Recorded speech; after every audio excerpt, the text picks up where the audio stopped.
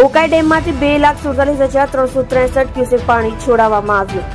ઉકાઈ ડેમમાંથી પાણી છોડવામાં આવતા નાવડી ઓવારા કિનારે પાણી ભરાયા. મહાનગરપાલિકા દ્વારા ઓવારાને બેરિકેડ કરવામાં આવ્યા. પોલીસ વિભાગ અને મહાનગરપાલિકા દ્વારા ટીમ તૈનાત કરવામાં આવી. મહાનગરપાલિકા દ્વારા જાહેર જનતાને નાવડી ઓવારા તેમજ નદી કિનારા પાસે જવાનું ટાળવા માટે અપીલ કરી. ઉકાઈ ડેમનું હાલનું વોટર લેવલ 336.44 ફૂટ.